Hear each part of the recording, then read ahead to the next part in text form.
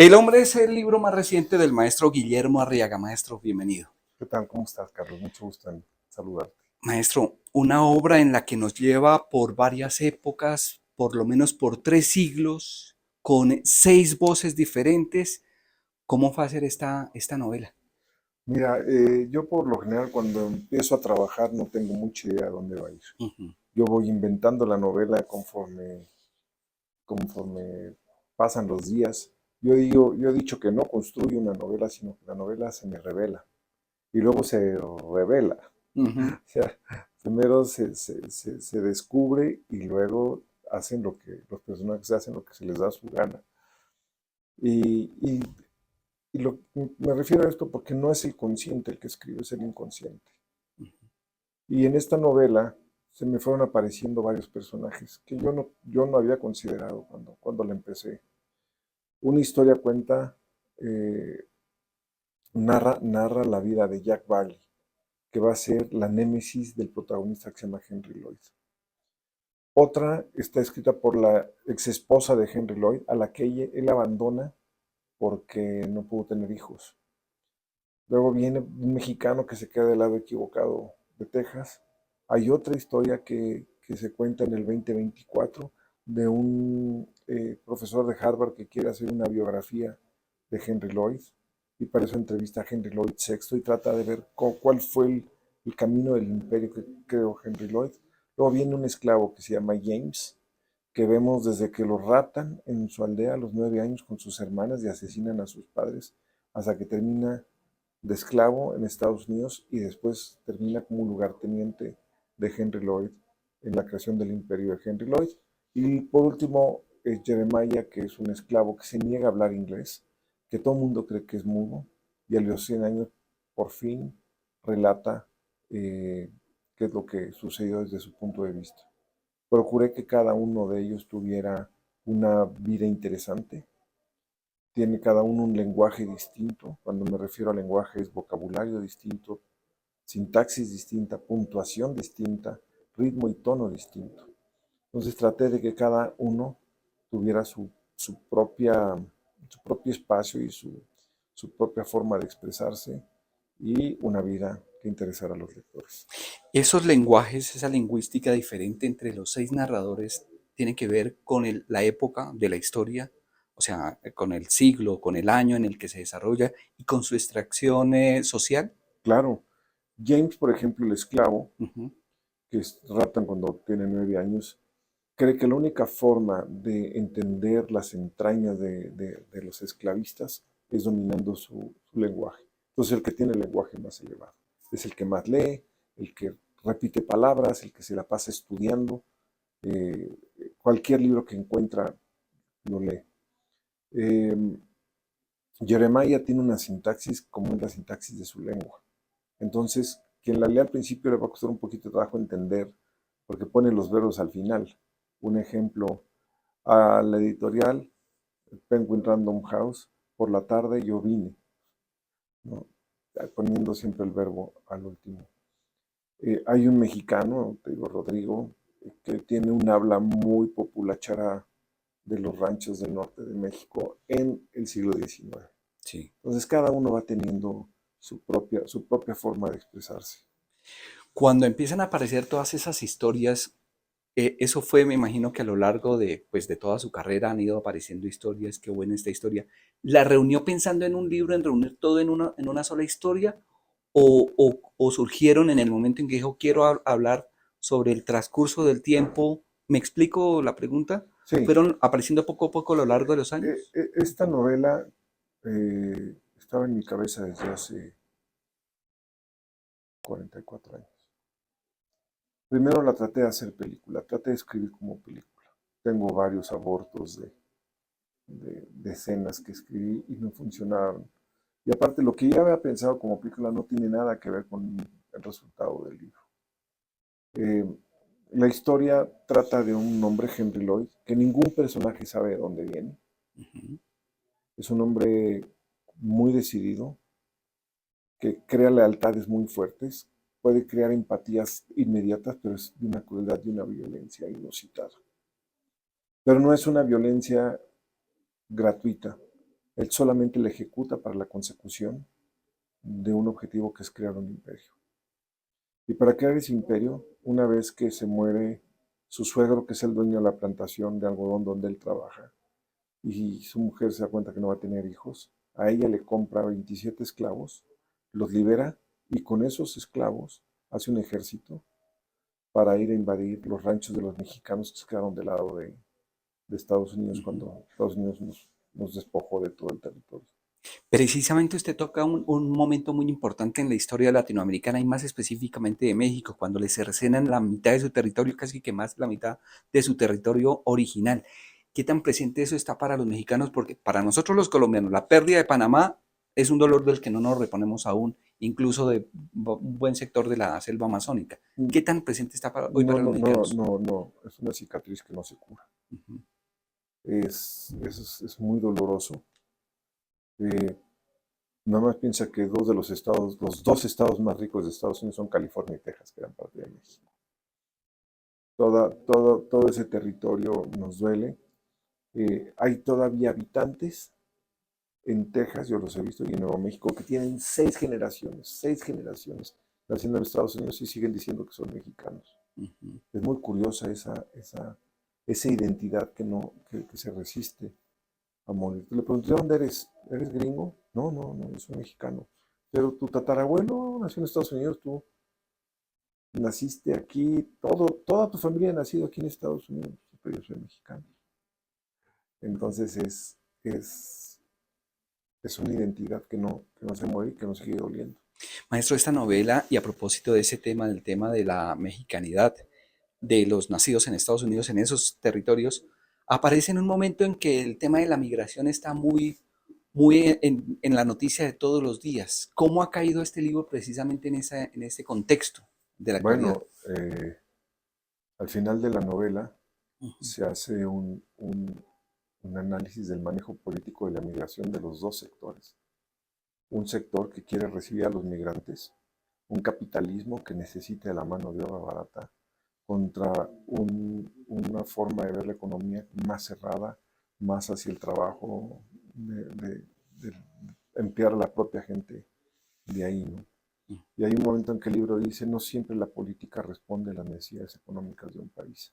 Sí, A veces hay grupos que quieren mantenerse en el poder sin importarle cómo va la economía, ¿no? Y este es un caso. sí. Y sí aparecen los migrantes. Al final de la novela hay toda una discusión sobre los migrantes. Sí. El tiempo también me parece una manera muy magistral como usted lo maneja, porque de un 1800 podemos saltar a un 1900, a un 2024, regresamos a un 1900, vamos de nuevo al un 2000 y después a un 1800.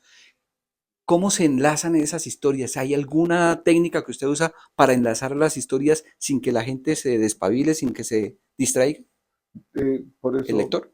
por eso eh, cada personaje va narrando una parte de, no de la historia con mayúsculas, sino de las historias. Ujú, Y, y lo que yo he querido es que la gente se interese por lo que le pasa a estos seres humanos. Porque lo que le pasa a los seres humanos aquí va más allá del marco histórico. Son humanos que sufren eh, la vergüenza de la esclavitud, que son denigrados. Hay, hay, hay muchos que tienen padres ausentes, que no saben cómo resolver la ausencia del padre. Hay amoríos tempestuosos, hay la creación, te comentaba, de lealtades muy fuertes. Henry Lloyd, cuando llega a la plantación de algodón, él se propone como administrador y le entrega al dueño de la plantación unas escrituras. Le dice, si no duplico la producción en un año de esta plantación, yo le entrego todas mis propiedades, que es todo lo que he logrado generar en mi vida. Y el dueño de la plantación le dice, pero yo tengo ya un administrador y un capataz. Dice, sí, pero son tan incompetentes que me dejaron venir a tocar hasta la puerta de su casa sin que me preguntaran a qué venía. Un administrador debe estar pendiente de todo y yo voy a estar pendiente de todo.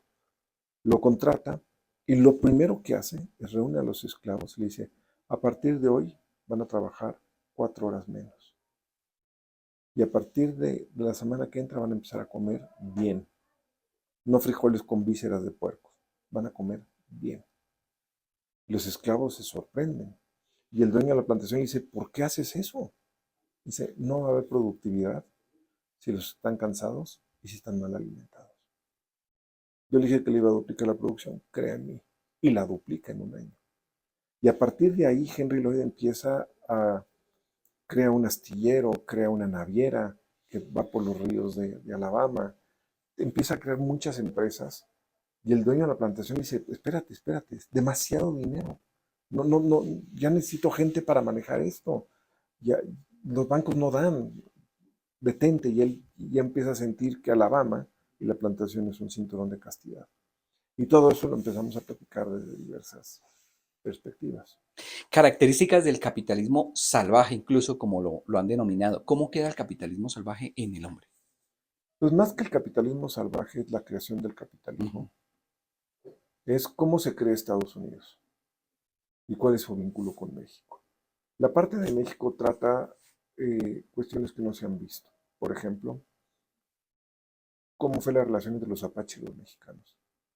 Porque siempre se habla desde la perspectiva del oeste, Costers. ¿no? Custer, exacto. Que ayer le platicaba a alguien que no tenía idea quién era Custer. Le dije, mira, George Armstrong Custer, este, él peleó sobre todo con los Sioux. Yo fui al lugar donde lo mataron a Custer, en la batalla de Little Big Horn, que es un río. Ujú. Pero nunca se ha visto el pre-western, porque el western se lleva a cabo en los territorios que se le quitaron a México. Y el pre-western es cómo era la relación entre los mexicanos y los comanches y los apaches y los navajos. Eso viene en la novela que no se había hablado. No se había hablado de qué sintió la gente cuando nos quitaron el territorio. Imagínate que te dicen, aquí donde tú vives, ya no es México, es Estados Unidos. Y estas tierras ya no van a ser tuyas. Es un golpe muy fuerte y eso no se había hablado. Tampoco se ha hablado de los afroamericanos en este tipo de guerras. Entonces creo que la novela toca muchos temas eh, que hablan de la formación de Estados Unidos, que a mí me parece un país admirable. En 80 años se convirtió en la mayor potencia del mundo. ¿Cómo le hizo? Es un poco tratar de verlo en esta novela. Ujú. Maestro, el título de la novela es El hombre. ¿Cómo está la mujer en la historia, en las historias que hay acá? Mira, hay la esposa de Henry Lloyd, eh, se convierte en una doña Bárbara. Es una mujer que Mandona. no mandona, pero sí, sí que tiene, la abandona, se muere el padre, ella es hija única, la abandona el marido y ella se queda al cargo de una plantación de 6,000 hectáreas con 150 esclavos y ella sola lo maneja. Además, maestro, en una época en que no es como hoy en día que es fácil ver que una mujer ejerce un cargo de administración porque ya hace parte de la naturaleza, sino en una época en que la mujer estaba rezagada a ciertos oficios caseros. Y ella dice, si no te hubieras sido tú, le dice a Henry Lloyd, me hubiera quedado como una mujer casera, pero gracias a que te fuiste, descubrí todo el potencial que tenía como persona. Y luego hay obviamente las relaciones que tiene Henry Lloyd con las esclavas, con las que tiene hijos. Es una relación de poder. Él maneja a las esclavas, o sea, con su esposa es muy bueno, pero con las esclavas tiene unas relaciones sexuales muy fuertes. Eh, Siempre hace el amor con la puerta abierta para que oigan los demás en la habitación. Obviamente no su esposa vive en la plantación, él va al pueblo, tiene una casa en el Ujú. pueblo. Y esta relación de patriarcado, de dominio que tiene este hombre sobre las esclavas. Ahora, este es un gran padre. A todos sus hijos los cuida hasta cuando son adultos, sean hijos ilegítimos, hijos de las esclavas, o después de la mujer con la que se casa y son los hijos a los que él puede enseñar en la calle. Pero a todos los cuida, a todos les deja una fortuna, Ujú, a todos les deja una fortuna. No hay un solo hijo que deje descuidado. ujú. Y lo adoran. ¿Henry Lloyd existió o es un No, personaje basado en alguien? no, es una invención completa. Sí. La novela es una ucronía. ¿Qué es una ucronía? Es el relato de la historia a partir de datos hipotéticos. Es qué pudo haber pasado. Es una ficción. Yo no estoy tratando de hacer historia. No es un libro histórico. No es un libro con investigación histórica, así tal cual. Es un libro que aprovecha un marco histórico para contar historias, pero no es un libro propiamente de la historia. Maestro Guillermo Arriaga, hoy, en 2025, es muy fácil empezar a ver para atrás y juzgar a quienes vivieron en el siglo XIX, a comienzos del siglo XX, juzgarlos, pero ellos cómo hacían esto. En la novela queda en evidencia que hay que vivir es el presente, juzgar el presente y no estar juzgando a los de antes porque era un contexto diferente. ¿Le atino en esa percepción? Sí, claro. Incluso aquí tengo un epígrafe de Nietzsche, de Dostoyevsky, perdón, que dice, nada más fácil que señalar al malvado, nada más difícil que entenderlo. Entonces, tuve un club de lectura donde había muchos psicólogos y psicoanalistas. Me dijeron, es que tiene todas las características de un psicópata. Le dije, lo están juzgando con teorías de finales del siglo XIX, principios del XX. Es más un hombre de su época que un psicópata, ¿no? Ujú. Era una época, el siglo XIX, sumamente convulsa, dolorosa, donde pasaron actos de enorme violencia. Y yo creo que en Colombia puede ser un libro que puede hablarle a los colombianos. Aquí estuve en Santa Marta, puerto junto con Cartagena, donde llegaban los esclavos. Aquí sí hubo esclavitud, aquí hubo genocidio de los pueblos originales. Aquí hubo disputas territoriales con Brasil y con el mismo Estados Unidos. Les cortaron Panamá y Brasil creo que les quitó no sé cuántos, Y Perú, y Perú les quitaron parte la selva del amazónica. Amazonas. Entonces, creo que va a entender el lector y la lectora colombiana van a entender esta novela y la van a sentir como propia. Nos vamos a sentir reflejados de alguna manera. Pues yo creo que sí, y yo creo que eh, hay momentos dolorosos en la construcción de cada país, y creo que va a dirigirse a esos momentos dolorosos que ha tenido Colombia y que derivan en dos de los grandes venenos de una sociedad, que es el racismo y el clasismo. El Henry Lloyd de comienzos del siglo XIX es el primero porque hay un sexto, pero Sí, él es el él primero. es el primero y funda una estirpe. Su obsesión es crear un linaje y por eso deja a su mujer. Y, y se crea un linaje muy fuerte, muy fuerte. Y el profesor McCaffrey, que entrevista a Henry VI, empieza a descubrir los otros hilos genealógicos de Henry Lloyd. Empiezan a saber, tuvo hijos ilegales, ilegítimos, qué pasó con ellos, y empiezan a ver qué pasó con los legítimos, qué pasó con los ilegítimos, y cómo se van abriendo las ramas de ese linaje, y qué pasó con unos y con otros. Entonces, esa es una parte de la novela que a mí me interesó en lo personal, porque yo nunca me había imaginado cuando lo iba a escribir que iba a terminar hablando de los descendientes en sexto o séptimo grado de Henry Lloyd. ¿Cuál Henry Lloyd tiene más empatía, Guillermo Arriaga, y con cuál menos? Pues Henry Lloyd a mí me parece que es un tipo que respeta al otro, ¿no? Todos los Henry Lloyd que aparecen allí No. no aparecen todos. Aparecen Henry Lloyd V, Henry Lloyd VI, pero Henry Lloyd VI habla de todas las triquiñuelas que usó su familia para Sí. lograr contratos, para robar petróleo, para corromper políticos.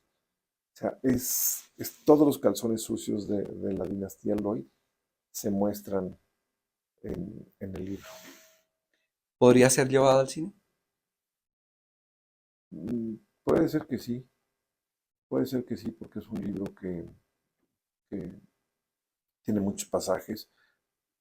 La mayor parte sucede al interior de los personajes, pero puede ser que sí. este, ¿Sería fácil de adaptar o más bien complicado un poco? Sería complicado adaptarlo, pero yo siempre he dicho que $4 millones me pueden convencer de que es muy fácil. ¿Cómo ve, maestro, el llevar obras literarias latinoamericanas precisamente a video, por ejemplo, a plataformas de descarga como Pedro Páramo, como Cien años de soledad, como otras que seguramente vienen, Delirio, Come el Tierra Delirio? ahora.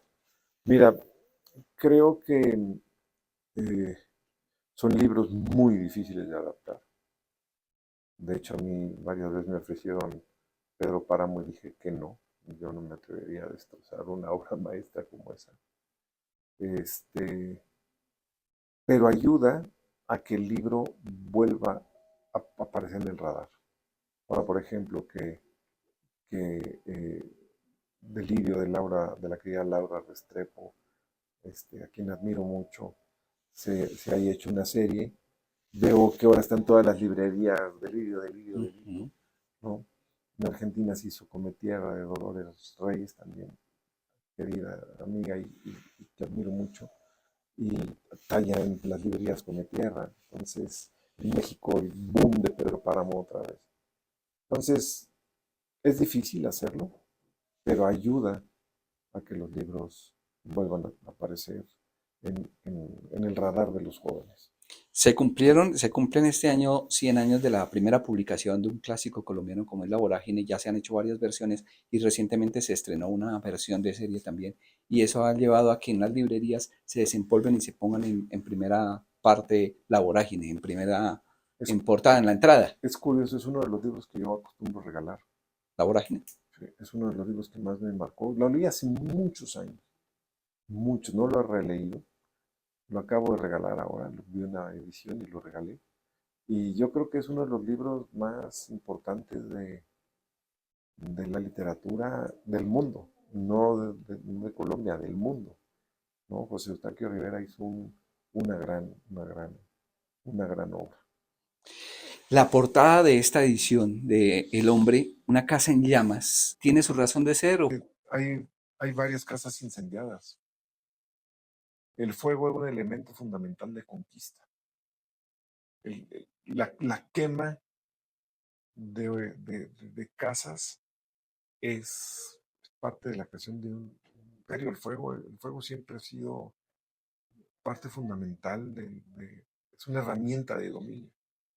Y aquí pues habla de la potencia del fuego y que se queman casas. Además, la quema de una casa, el incendio de una casa significa el borrar el pasado, ¿no? Claro, Tiene que ver con borrar el pasado. hay varias casas que se incendian en esta, pero varias casas que se incendian. Maestro, un mensaje para quienes nos están viendo y escuchando sobre El Hombre, sobre esta novela. ¿Qué significa para usted? Primero quiero decir que me siento muy honrado de que mi libro se haya publicado en Colombia. Le agradezco al Faguara Colombia que me hayan publicado acá. Le agradezco a los medios de comunicación que me hagan el honor de entrevistarme. Eh, Le agradezco sobre todo a las lectoras y a los lectores colombianos que me sentiré de verdad muy honrado si se acercan a mi obra. Maestro, gracias por estos minutos. No, muchas gracias a ti, Carlos.